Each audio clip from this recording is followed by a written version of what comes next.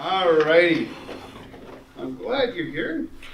And jump right in. So we're going to kind of hit a couple of topics. We're going to start and have some on social media, kind of talk about that briefly, hit some definitions so we all got the same ideas in our heads of what all the different terms are that we're talking about.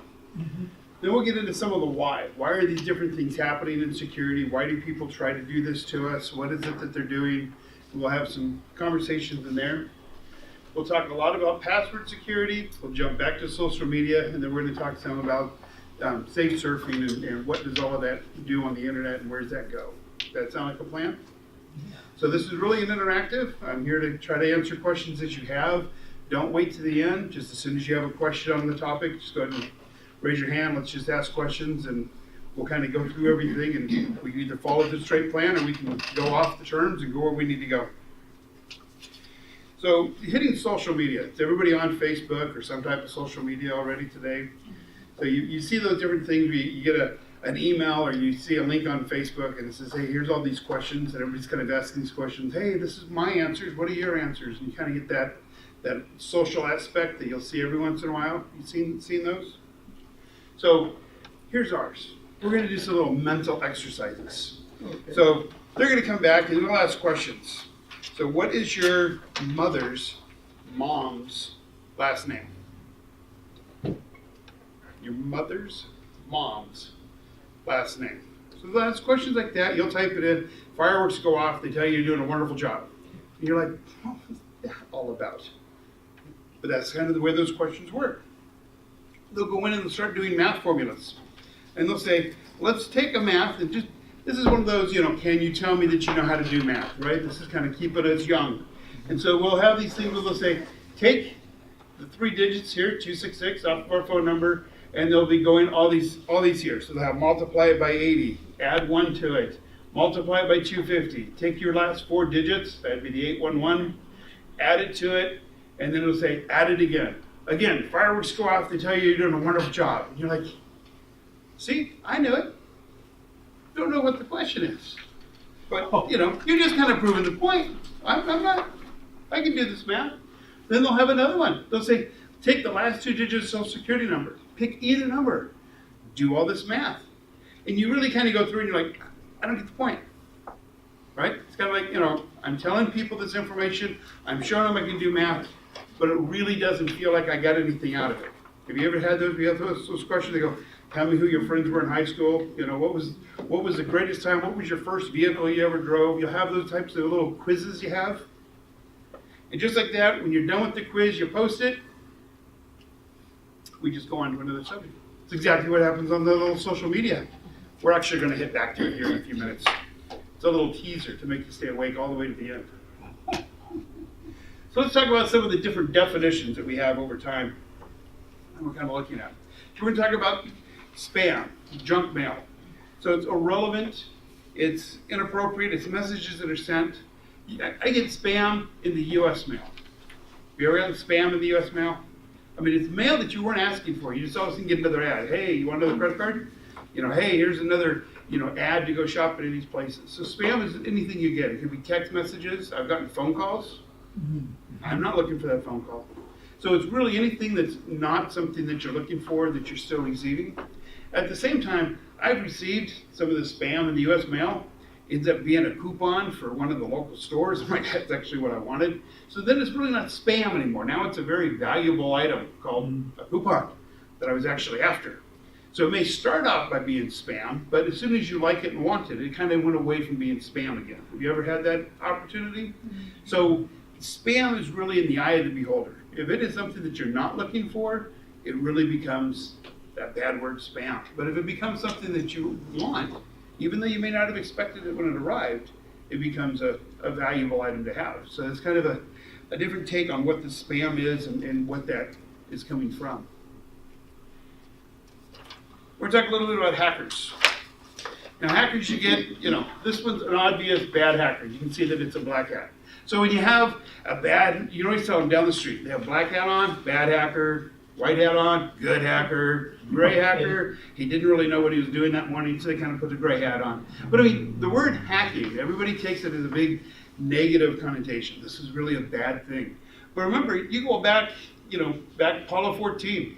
There's actually, hacking is whenever you're making something, do something it wasn't designed to do. So Apollo 14 actually had a problem where it actually had an abort signal. It was going to abort the whole mission. They didn't want to abort the mission. They knew that this was a false reading. Now, back in that time, memory was actually hand wound. So you actually had copper fibers and you actually wound it and you made your memory. So it was actually done wrong. So we spent all this money, sent them all up into space, and we physically wired something incorrectly, and it's ready to abort the entire mission. Mm-hmm. So they called in a computer guy who said, here's the 3 things you can type. We needed to figure out some way to override what we hardware put into that system, hack the system, and find a way so we can still land and do everything we do with Apollo 14. So that's called hacking. So when you save something as expensive as a whole launch out into space, that's a good thing. Now, on the reverse of that, if you hacked it so it couldn't go launch into space, that would be a bad thing, just so there's a comparison. Black hat, white hat. So you can look at them there. There's several stories, if you go back into NASA, and you look at the different things that have happened. They've had to hack and create quite a few things that came up that they didn't expect in the very beginning. You have people with cars. Have you ever seen a car that's like a nice, sunroof, the whole roof is gone, but that's not how the original car was? I mean, they have hacked it off, and they actually are hacking, and they're making a car into something that wasn't originally. They've actually modified it. And so anytime you hear the word hacking, again, it's a little bit in the eye of the beholder. If they're hacking and you're creating something of value, if you're creating something others want, it's not necessarily a bad thing to have hacking skills. If you're using it for a bad purpose, that's when it becomes a bad thing. And of course, most of the things you see in the press are going to be negative. That's kind of the way a lot of things hit the air. Mm-hmm. So that would be where we'd want to look at that point there. Any questions on that at all? I don't think so. So let's talk about phishing. Now, I actually like the phishing that starts with an F other than PH, but we'll go to this one here. So when you do phishing, this is really when you're trying to attempt to fraudulently get information out of somebody. So you're really not telling them the whole truth. You're trying to come up with the information without giving them everything that you have. And so they sit there and they come up with what it is, they transform information, they kind of spin it around, confuse you, but they gather information out of you that they're looking for, and that's called a phishing attempt. So when someone says they're being phished, that's really what they're talking about. Now, have you heard the term spear phishing before? Okay, let's look at real phishing. If I take a huge net and I grab a whole thing out of the water, right? Mm-hmm. Which fish was I after? Anything I could get. I just opened up a big net and grabbed everything I could. And that would just be fishing. Spear fishing, if I'm after one specific fish and I'm using a spear for it, it's a very direct fish that I'm after, and that's where spear fishing is. If I want your email, not everybody else's, just yours, then I'm going to do a spear phishing attempt to attack just your account and just your information. And that your could be a company, it could be anybody in this one area that I'm after. So that's kind of where that difference on phishing would be. That makes some sense? Yes. So think of the spear phishing as in, spamming is kind of together. Right? It's just a different form of what's happening with the spam, and then that becomes where that phishing attempt would be coming from. Any questions on that? No. Going a little further, we do have things that are more generic, your computer virus. Right? Anybody that got a virus before, had a virus on their computer? No one's had a virus. I'll tell you that I think everybody's got a virus, everybody's had a virus. It all comes down to, did you find it? But I do think a lot of these cases, they're in the systems. So really a virus is malware, and all those terms you're referring to is a little tiny software program that's running that you didn't know about or didn't want. Have you ever gone and done a search for something like a hotel someplace? Then you go into Facebook and all of a sudden all these ads for that location are coming up. And you're like, well, how did you know this? Yeah. Because there's some little program somewhere, usually it's a cookie or some other file, something's on your system cluing them in to what you were already searching for. Yeah. And so you can say that that's a virus if it self-replicates. You can say it's a worm. You can say that it's a rootkit. So there's different types and forms of what those all mean. But those are parts of programs that come and get loaded on your machine that you may or may not want. You know what I'm saying by you may want it? Has anybody ever shopped at Amazon? Oh. Okay. When you go to Amazon and you buy something that says other people bought this item too, or you get to Amazon and you do a search word and the exact thing you've been thinking about is right there, it auto-completes and you're like, "Ah, great, you knew exactly what I was looking for." Well, it's the same tools, the same services being used, except you actually wanted it. Have you ever searched on Google and halfway through what you're writing, it has the autocomplete and it's exactly the term I was going to look for, I just didn't know how to spell it? There's the same thing. We're auto-predicting what it is. To auto-predict, I have stuff running on your system. You could say that those were things that I didn't want. Those are automated tools that I may not need. But when you want them, we always say that we like them. When we don't want them, then we call them a virus. So it kind of does a plus and minus. It's all in that eye of the beholder again. That makes some sense? Now it can really be both. Let's get into one that's a little geekier. We'll go as far as you want to go at this one. But cryptocurrency. Have you ever heard of cryptocurrency? Have you ever heard of Bitcoin? Yeah. See it on the news every once in a while? So Bitcoin and cryptocurrency in general, there's hundreds, if not thousands, of types of cryptocurrency. It's really a currency that is actually just math. Okay, so how much is a dollar bill worth? How much is a dollar bill worth? $67. $1. How much is a dollar bill worth in Japan compared to a yen? How much would you pay for a yen? I have no idea. I have no clue. So it's an agreed upon exchange rate, right? Cryptocurrency is the same thing. So people have created the cryptocurrency, got enough people together to say, this is the value I see in it, and that's where they start exchanging it. Does that make sense at all? I can see from the glassy eyed, we're not quite there. So a Bitcoin, okay, is a mathematical figure, big number. And I state, if I run your program and I'm able to come up with this number, I have a coin, okay? Okay. So now you want a cup of coffee. I go, well, give me one coin, one Bitcoin, and I'll give you the cup of coffee. We've agreed that the coffee is worth one coin. I did all the work. I've got it here. You did all the work. You have a spare coin. You go, I'll give you my big, huge math answer if you give me that cup of, I'm sure, here's the cup of coffee. So we trade. Okay. So now we know a Bitcoin is worth a cup of coffee. That make sense? So how do we mine these big numbers and call them Bitcoins? So when I do this trade with you, I'm going to take these two big numbers, we're going to smush them together, we're going to come up with another number, essentially. But I don't want you to do the math, I'm not going to do the math. So we're going to ask everybody else who would do the math on our behalf and come up with this number. And across the whole world, everybody does all this math, and you come up with the answer. Well, because you came up with the answer, our communication's finished, you get your cup of coffee, I get your coin, and I'm going to reward you with some Bitcoins. And that's called mining a Bitcoin. You did work for somebody else, and your reward is you now have a couple of Bitcoins. Does that make sense? Now, you're going, who cares about this Bitcoin? We just got a cup of coffee. How many cups of coffee am I going to get with a Bitcoin? Well, a Bitcoin can be worth like $10,000. It's a very spendy cup of coffee. So that imaginary number that we came up with, that we've agreed has a value, has had a market value of $10,000. It went as high as almost $20,000. Now it's very volatile because, well, humans are finicky. So when you sit there and you say, well, how much is it worth? You're like, I don't think it's worth 10 grand. It's just a number. Okay, 5, 3, that's called the market. See it going up and down all the time because we all just agree upon different numbers. You know, and that's really where that Bitcoin comes from. So that big number. Notice I never mentioned a bank. I never mentioned a country.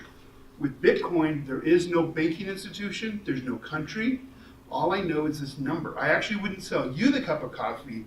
I would say, I've got this big number coming in, and then it would say, give you a cup of coffee. I'm just giving you the cup of coffee because I got this big number that came in. I'm all happy I got a coin for it. Okay. But I actually don't know if it's you that gave me the Bitcoin or somebody else on your behalf. The Bitcoin doesn't have a person attached to it. It's just a mathematical number, which is why it's great for the dark web, because it doesn't have people attached.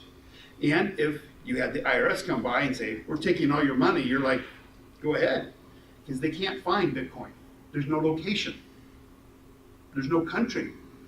You get kicked out of country A and go to country B. that coin is equally worth the same across the globe.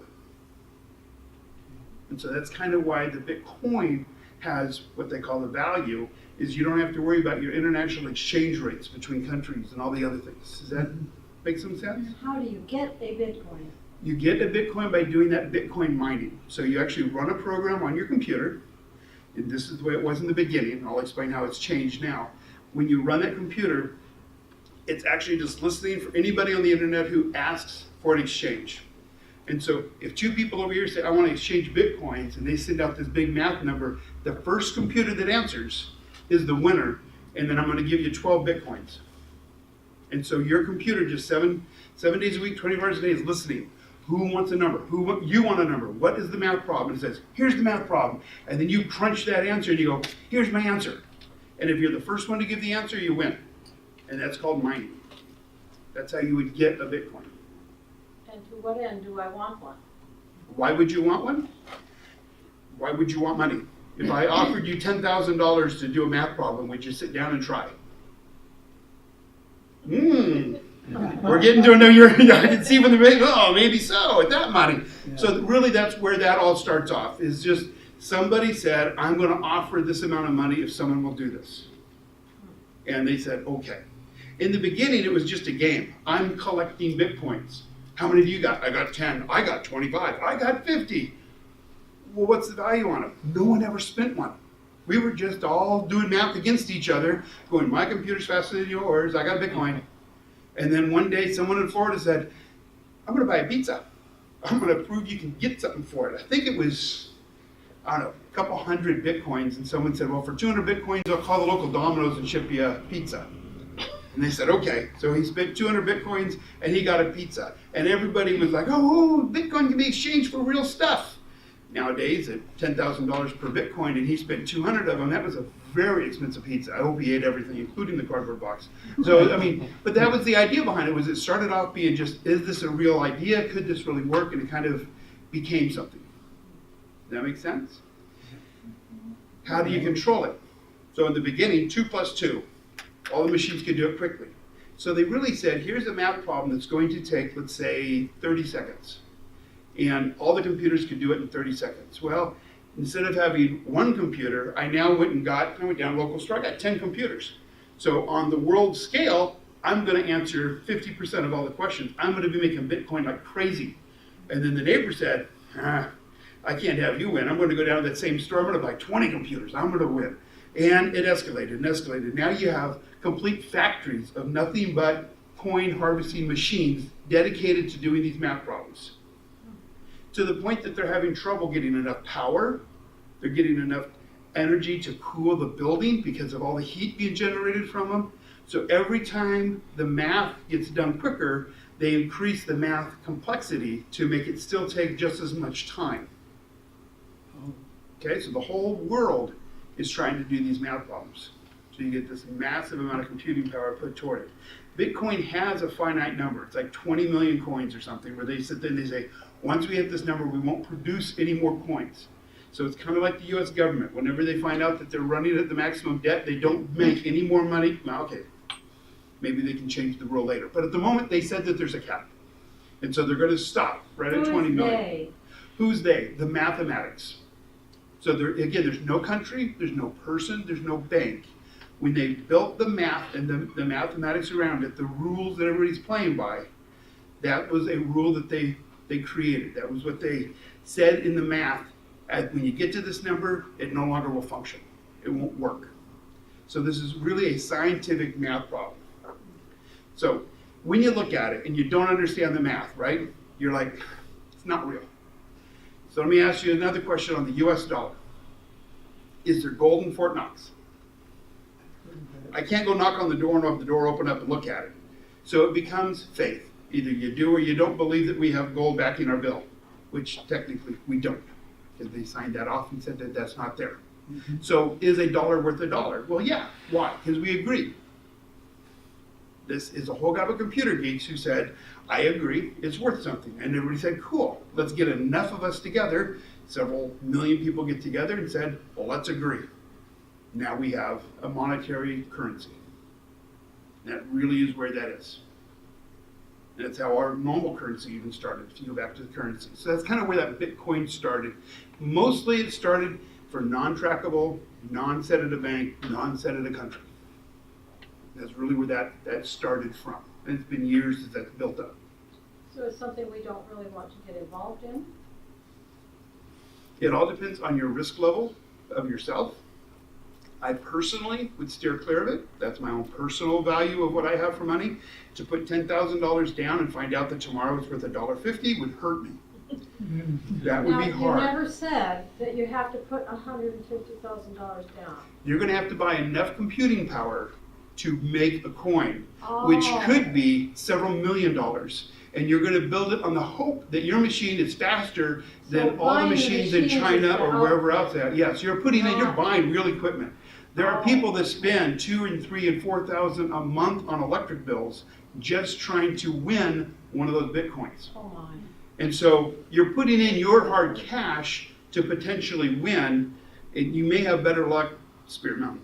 But you're putting in a lot of your hard money every month to try to come up with these numbers, is what I'm stating.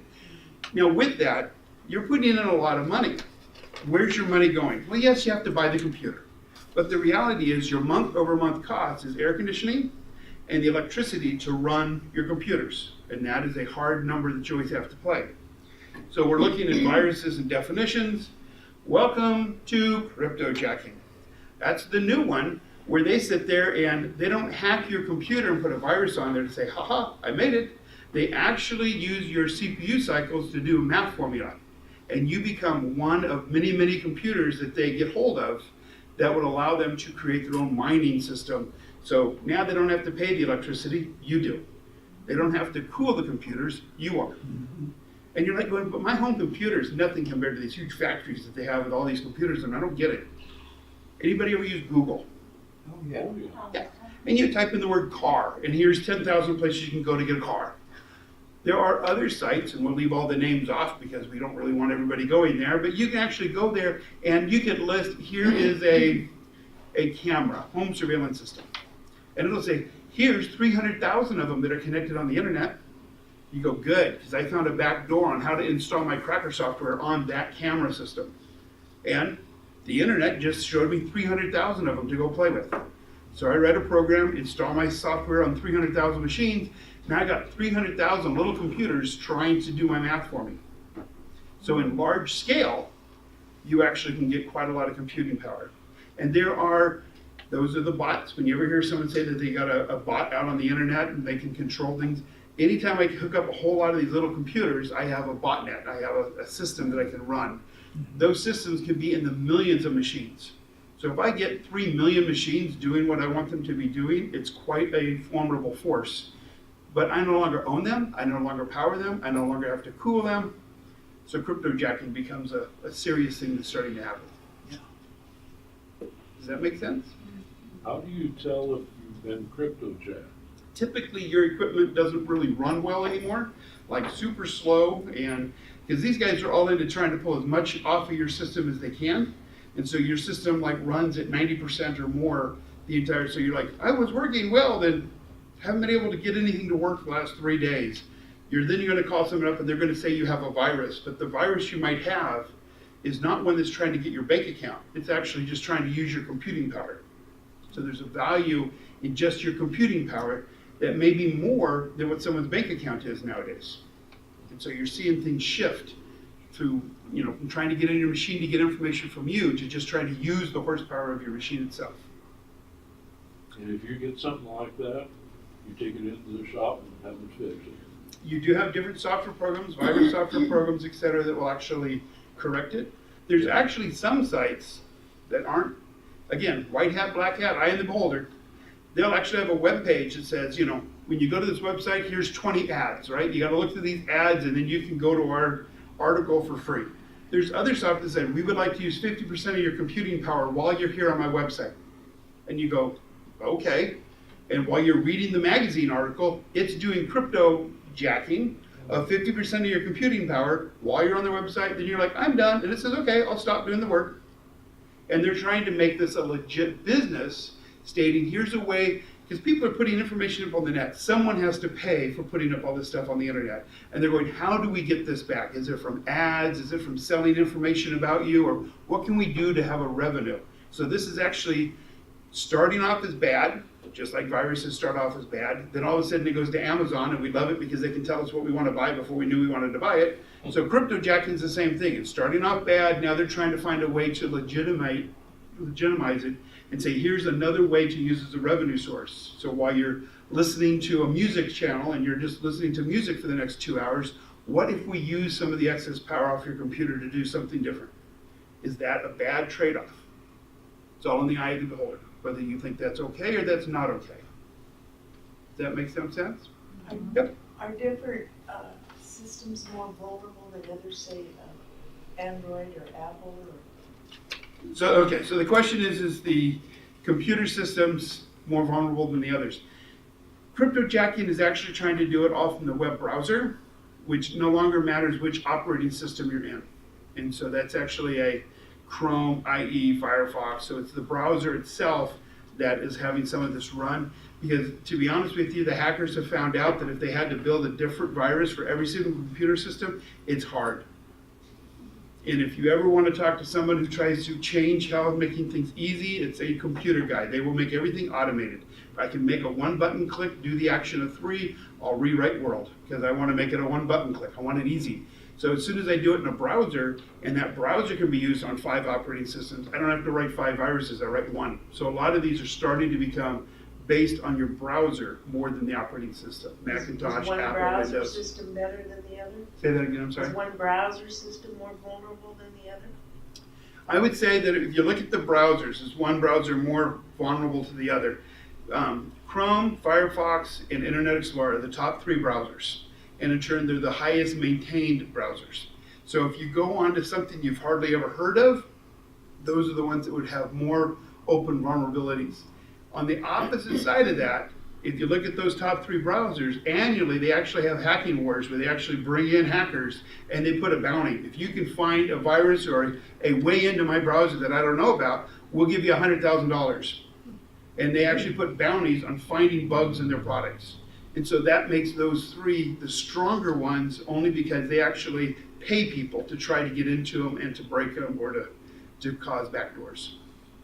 So I typically would suggest one of the 3 top. So how can we be aware if we're being cryptojacked? And that's what I'm saying, the cryptojack, it's almost like when I was asking who's had a virus and everybody's like, I don't know, or I don't have one. Crypto would be the same thing. It's going to act like a virus. And so either you'll have software that's monitoring and will let you know, or you're just going to have the symptom of my system's running really, really slow. Because it's part of the browser, typically close your browser and reopen it and all your speed comes back. And you're like, where was I that caused my speed to go down? And that's where you'd have to kind of go back to 2 or 3 places you just were at or something of that style. So you climb a mountain because it was there. That's the famous term, right? You also climb a mountain because you want to get a view of something you couldn't get a view of when you were down below. So a hacker will hack because they want to get into something that they don't have access to themselves. I've never been in to those huge computers over there, so I'm going to learn how to get into those systems. I can't get behind this one, so they learn how to get around different doors. That's really a thrill that they might have. Other ways, they get monetary money.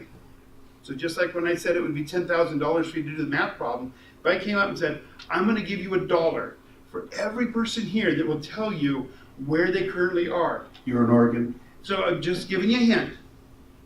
Okay? How many people here are you going to ask what state they're in? Everybody. Because you have a chance of making $1. I'm going to give you $2. Same exact question. How many people in the room would you ask what state they're in? All of them. All of them. If they didn't respond, what would you do next? Try another. I'd ask again. I got $2 on the line. Oh, Right? okay. I might make a little quiz that says, click here if you like me.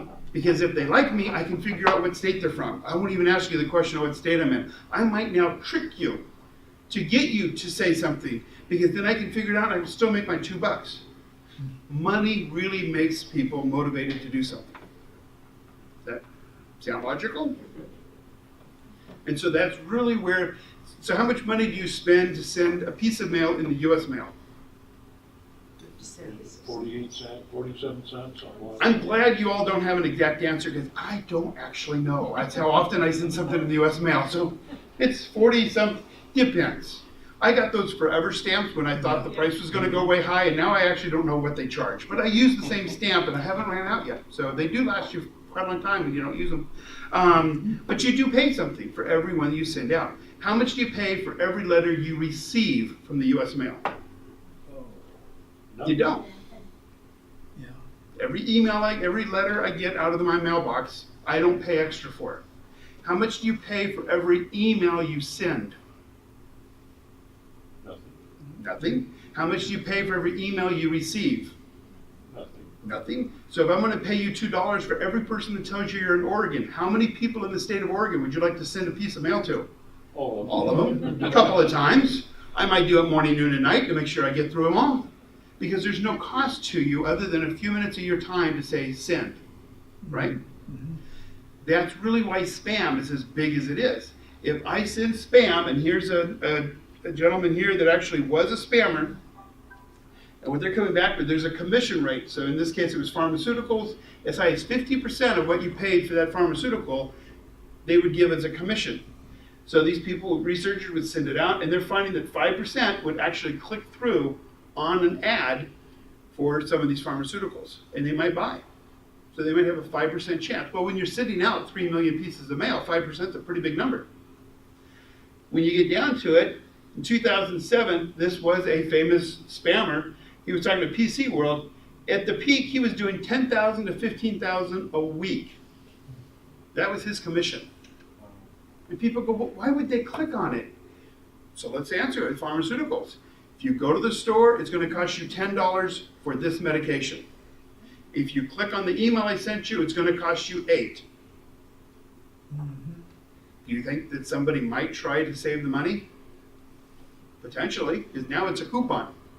It just left being spam into a coupon because I'm going to get a discount. The person who's selling it to you for $8, he's buying it for $5.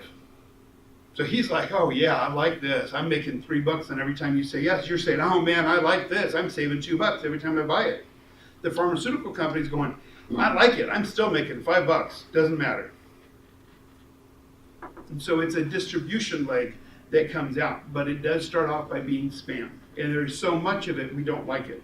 Several places I've looked at say that 90% of email traffic on the internet is spam. It's unwanted stuff that's just being passed around, trying to get people to buy stuff. And that is what it is. I have a question, Gene. Sure.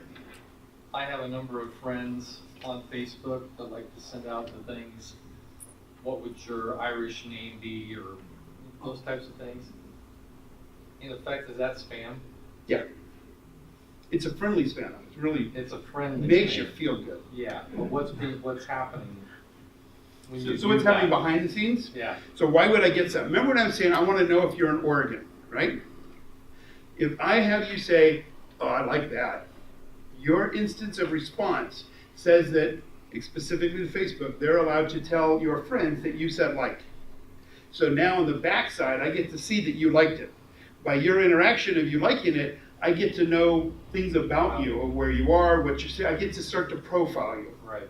So everything, and I'm going to talk about password security, this all comes down to profiling you. As soon as I know your profile, I can start guessing human nature things of what you do. As soon as I can guess human nature things of what you do, I can come up with what your password might be. I can come up with what your secret passwords are. I can come up with what your passphrases are to get my password back. And I can start getting all the answers I really want. So the reality is everybody has a value to a criminal. Yeah. And it's going to be who can make what to get to that point.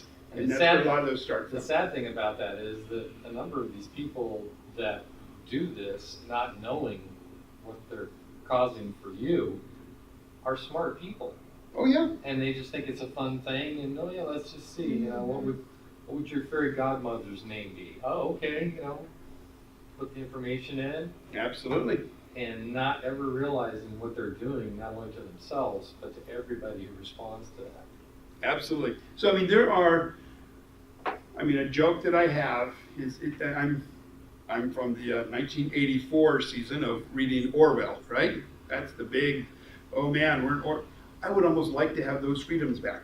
from 1984. The amount of things that happen that people have sacrificed and give up for being able to click and see friends and to be able to do these things, it's scary.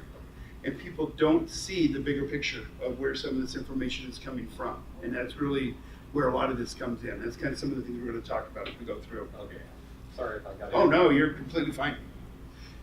So you can make a lot of money per week. And we're going to jump over and talk a little bit more about password security now. What can we do and what should we be doing? So here's a great site. And that's a joke, by the way. So don't go here thinking it's a great site. This is humor. So people were doing a lot of password, and again, it's all patterns. And they come in here and they go, put your username, put your password, give me a quick picture of who you are. Anybody ever heard of Match.com?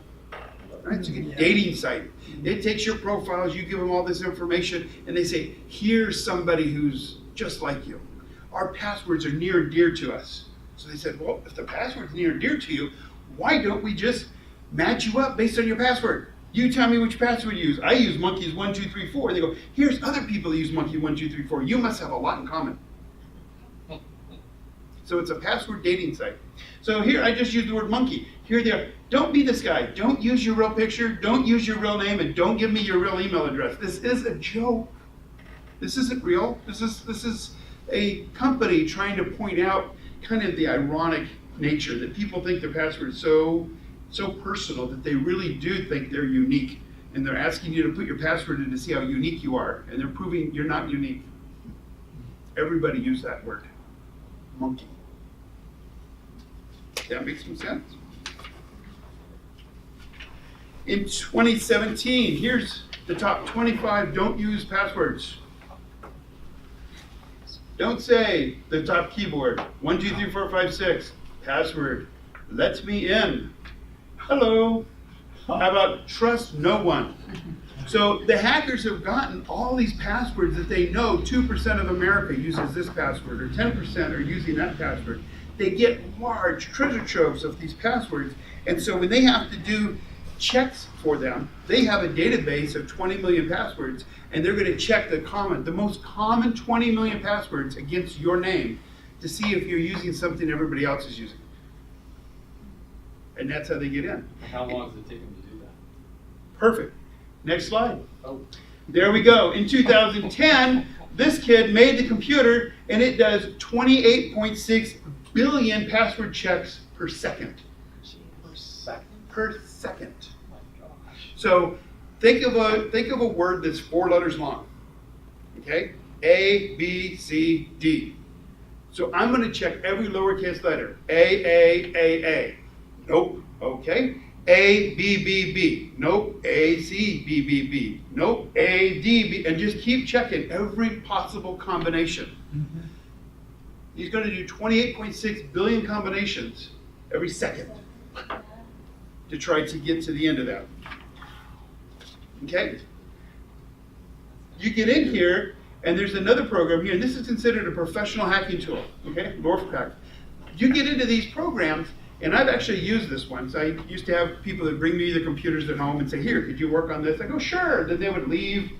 Then I realized they actually had their computer locked. And it was always embarrassing to call them up, can you give me your password? And it was like, oh, I don't really want to do that. So I would actually use this cracking tool, and I would run the cracking tool and I would go, here's the last 6 people that have logged into the computer and their passwords. I'd go, phew, at least I don't have to call them. Mm-hmm.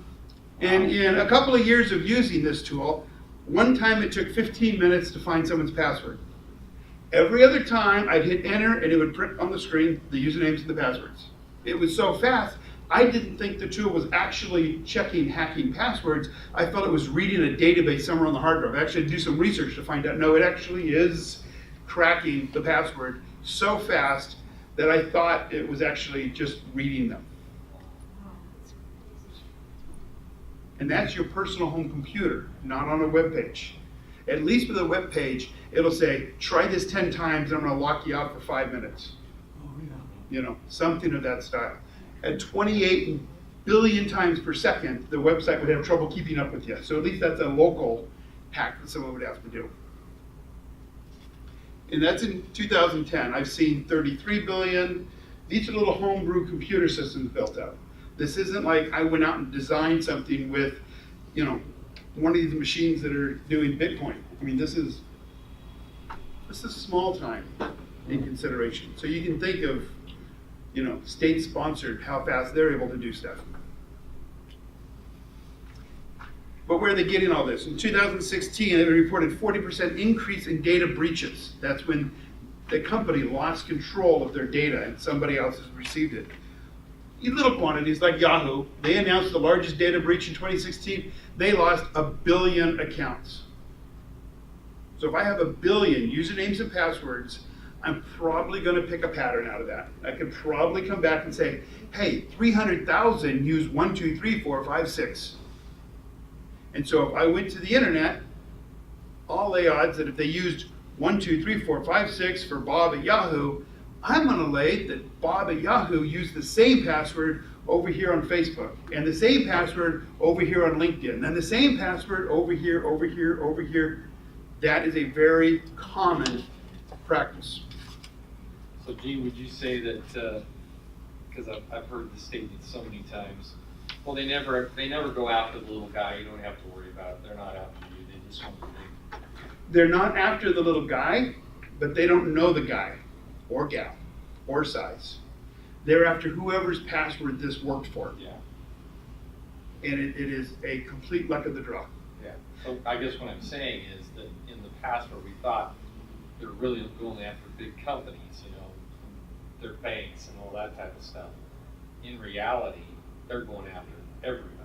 They're going after the bank, and we are the side that got hit after they took out the bank. So really, I'm going to go after the bank because the bank's going to get me. Well, actually, I will show you some of these here, and I'm going to address that one here at the end. So data breaches, 2017, Xbox and PlayStation. You got 1.3 million accounts, 1.2 million accounts. A small group that does hotels, Holiday Inn. So they got hit here, and this is actually the system that took all of the credit card processing when you ever went to Holiday Inn restaurants and that type of thing. And they said, well, it's 12 of our sites. And then later in the year, they go, okay, we were wrong. It was 1,200 of our sites, of all of our credit information. And the credit information included the cardholder's name, their credit card number, the expiration date, and the verification code. Whenever you make a purchase, it'll say, what's the name on the card? What's the expiration date? What's the card number? And flip it over, give me that 3-digit number. That's exactly what was stolen from 1,200 of their hotel chains. Whenever you give data to somebody, you're giving your permission and your right away and having somebody else hold on to it. You're only as good as what they've got. You're correct, the hackers after the big pot. We just happen to get some of the flak damage of where that comes. You go and continue on with 2017. Arby's. Now we've only gotten to February, so this is only a span of 11 days so far. You get into Arby's, and they actually didn't want to tell anybody, and they got pushed into it. They got hacked for their pay things. Google got hacked. They only got hacked for 1 hour and lost control of 1 million accounts in 1 hour. You go down here, Blue Cross Blue Shield. They paid $115 million in settlements because of the 80 million customers that got affected on their site. You have Verizon, 14 million subscribers on Verizon that they had data breaches on. You switch over here, nobody here, I'm sure, ever had to deal with them, but there's this little company called Equifax. They actually had 143 million, like a third of the US, happened to have data compromised off of Equifax. Other small ones, Sonic, Whole Foods, Hyatt Hotels, Forever 21, Uber, eBay. You don't even need to be there, because what's going to happen is somebody who took Uber, who got hacked, I'm going to get into their account. When I'm in their account, there's this little thing called address books. They give me everybody else's email addresses. Now I have a list of 600 people that you happen to have known because I got into yours. Now I got a list of 600 to go try my passwords against those 600. It's a quantity of scale mathematics. And when I can do things at 1 billion times a second, I can get through a whole lot of accounts really quick, continuously, to get my $2 to have them say they're in Oregon. So it's all at scale. What you just said, I'm not even sure how to word the question. I thought we were talking about credit card breaches, and then you said they're getting the list of people you know, but that's on your computer, right? People you send emails to. It can be on your computer, or again, do you use Gmail? No. So if you use Gmail, it's a cloud version of all the data that's on your computer. So you actually set your contact list is hosted in the cloud. So it's not on your home machine anymore, it's actually in the cloud where that's stored. So a lot of these things, there's a blur between where are things hosted and where are things local. And so I'm kind of tying those two together. I'm going to pull some stuff apart here in just a minute to kind of clear some of that up for you. But that's, so at the moment we're talking credit cards and we're talking your email. Okay? So let me finish this one slide and we'll get on to that one there. So the analysis for antivirus software, Bitdefender, states in 2017 it was a $2 billion industry for ransomware payments. They're expecting the next year, from Trend Micro, is stating they expect it to be a $9 billion a year business. That's an increase, not a decrease, in case anybody's missing some of the mathematics. That means there's going to be more people trying to do more things to get that $2 to stay down minority. There's a lot of, how do I get into it? So your question specifically was credit cards versus email versus what do we have? So I want to talk about passwords in general. I want to point out that I'm putting a plural here. This is not password. This is passwords as a plural. What is the most important password you have? One on the bank account. Bank account. Everybody say bank account? Yeah, that would work. Say again. Oh, I just said that it worked, the bank Be the account. bank account. Your email.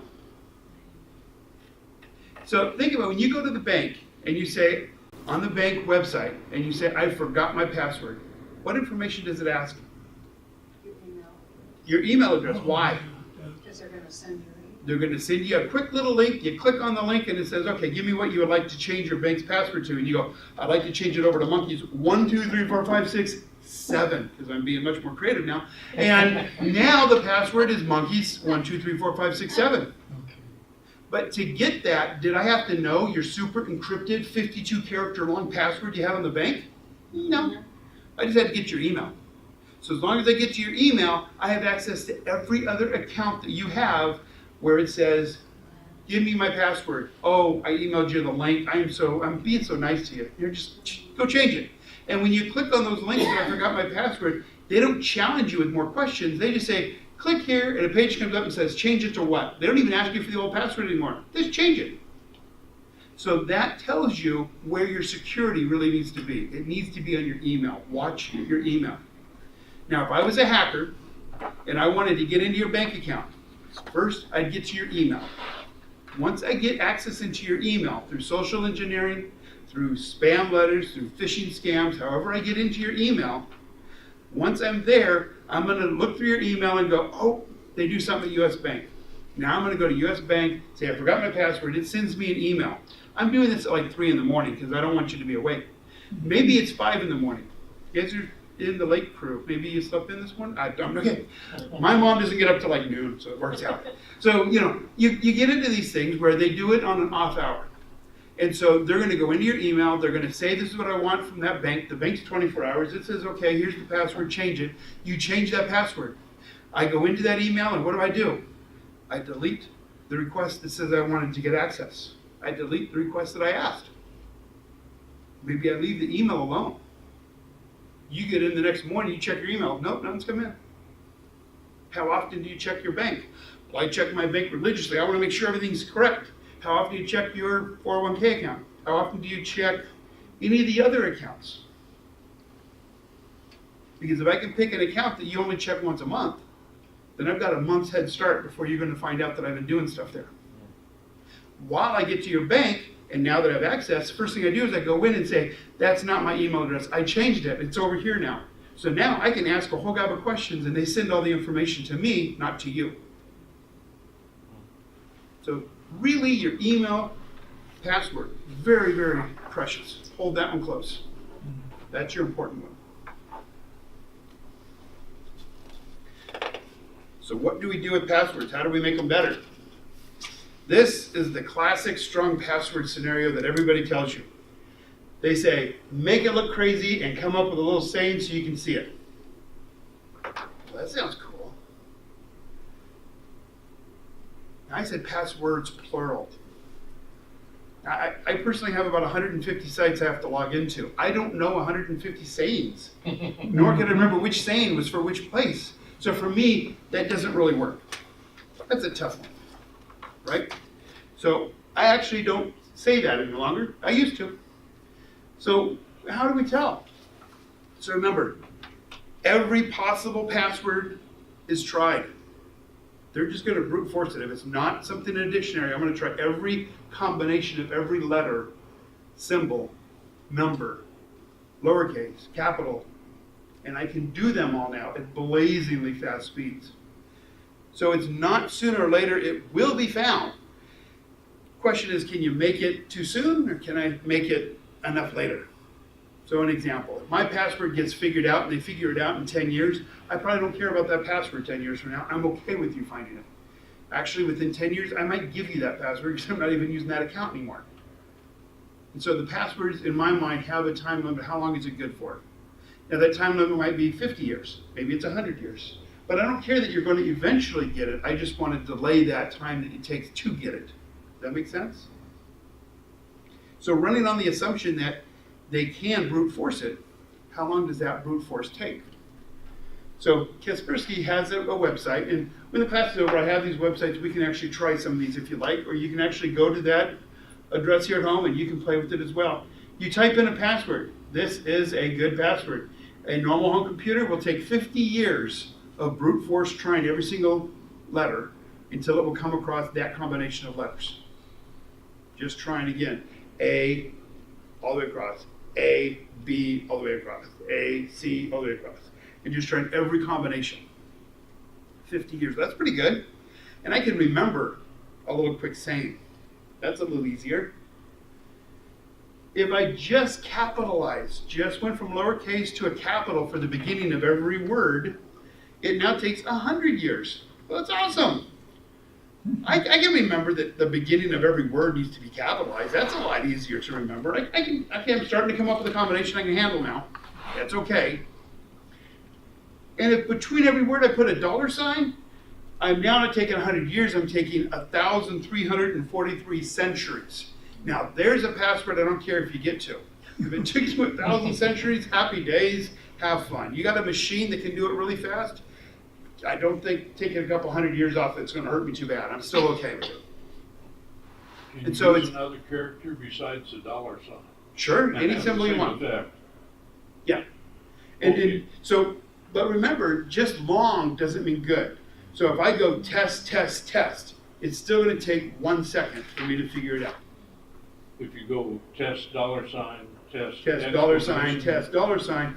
I've increased it, but I reused words, and I'm sure once I figure out one part, I'm going to figure out the second part. So it's actually using 3 different words, and I could do a $sign, a percent, and an asterisk, and that would even make it more complicated for the systems to go through. If I went to pure gibberish, true random characters that length, it works out to about 3.5 centuries is kind of your maximum for this character length. Does that make sense? So how can you remember all these different passwords? A couple recommendations. These are password managers. If you're a little savvy with the computer, these are things you can run with your computer that keep track of usernames and passwords for every site you go to. It'll even fill them out for you. They're highly encrypted. These happen to be the top 10 from currently 2018. There are others. I'm looking for some that do heavy encryption and you don't want other people to get into it. So what can you really do?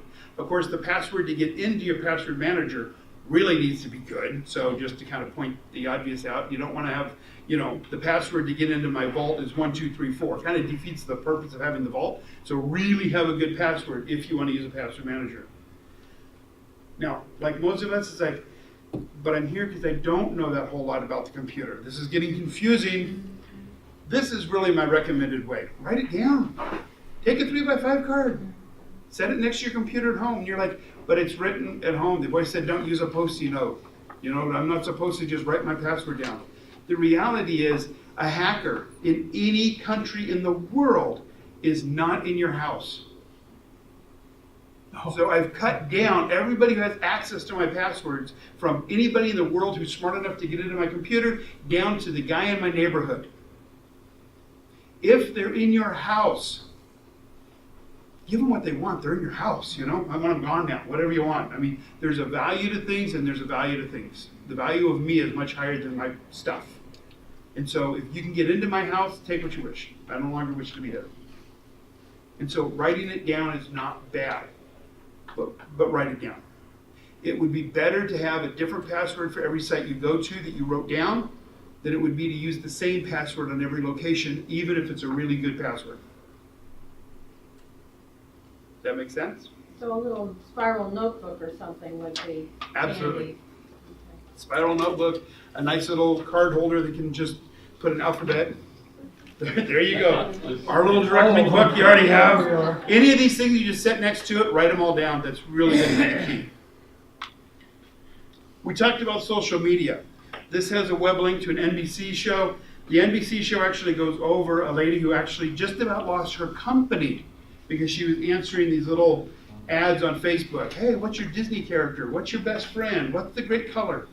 And they found enough information from her answering these different little quizzes to actually be able to get in, take over her Twitter account that she had 100,000 followers to on her account. So now they're telling, well, I'm her, because it looks like it's her, saying, go do this, go to this website. And now 100,000 of her followers went to the website, and the hacker's like, thank you.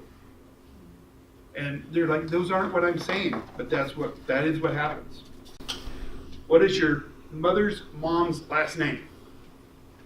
You will have given me your mother's maiden name. And the argument is, well, there could be a difference. You're right, but if I get 100 million people who respond, I'm going to get a whole lot of them regardless.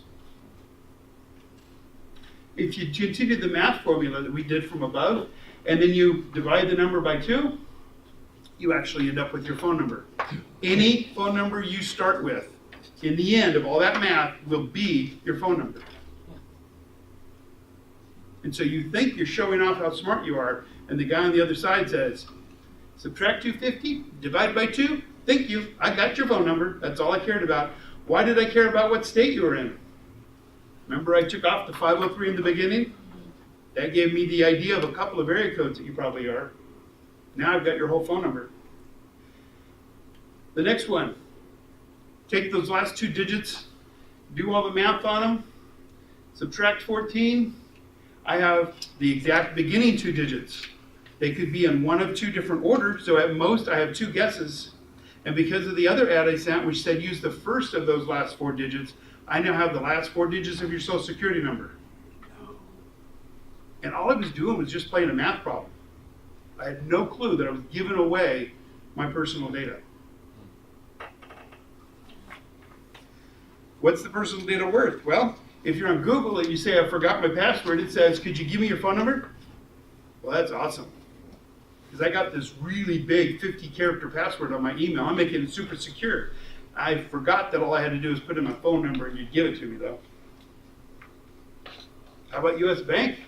It says, well, give me that phone number and the last 4 digits of your social security number. Next. So on any of these accounts, check for yourself. Just pretend you forgot the password and see what's it do. Does it email me? Now I know to protect my email. Does it ask me some questions? Now I know what those questions are. Now I know what I need to do.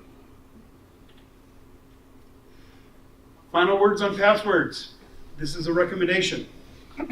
Lie. Well, a little white lie. Don't want you to lie real big. What do I mean by lie? When they ask you for your mother's maiden name, they don't care what your mother's maiden name is. I use the word purple. But I don't always use the word purple. I might put car. I put whatever I choose at the time, usually whatever I see. Ever play that game where it says, I see and I just pick something? That's what I write down. And it says, where were you born? Mars. Sometimes it's Jupiter. Occasionally it's Earth. Just pick what you want. Middle Earth. Doesn't matter. It says, what's your favorite pet? A Ford. Sometimes a Chevy. I'm not against either. They're fine. I have a Toyota. It's okay. Then it says, what's your phone number? 555-1212. Nobody has 503-555-1212. It's not a number that they can have. So I'm hurting nobody by putting that phone number down. But it won't work. But you have to remember you lied. You have to write down what you said to every website you said it to. Because that is, when you say I forgot my password, it says, well, who was your favorite friend in school? Spanky. I watched the show. I think it was good. Spanky works. I mean, no problem. So what do I personally do? So I do use LastPass. LastPass is a program that allows you to put all your passwords, usernames in, and it holds all of that stuff highly encrypted. It is the one that I personally do choose. You do have a free version that is for personal use, works fine, not a problem. And then they do have a paid for version that's $24 per year. That's really more for the advanced. I would say every homeowner do the free one. You really don't need to be paid for it for what you do in a homeowner situation. The reality, put it on a 3x5 card, put it on a sheet of paper, write it down and leave it at your desk. Perfectly fine. But if you find that you're constantly needing your passwords on the go, you want to put it in your smartphone and you're at that level where you need to have it elsewhere, that's where I went ahead and used LastPass so my passwords can be with me wherever I'm currently at. uBlock Origin, I can demo this at the end if you guys would like. uBlock Origin actually looks at cookies and ads and things like that and blocks them. And it says, I'm here looking at the page of CNN. The ad that comes from DoubleClick, the ad that comes from another website, I don't want to see the stuff that comes from another website. I only want the stuff from CNN.com. So it blocks all of these other things and shows you only the stuff from the site that you went to. And I can show you sites that as soon as it comes up, it looks good. And it goes, I blocked 14 other web pages from showing for you. I can actually go to CNN and it'll say I blocked 35 other sites that you don't need to see because those are all ads or tracking or something else.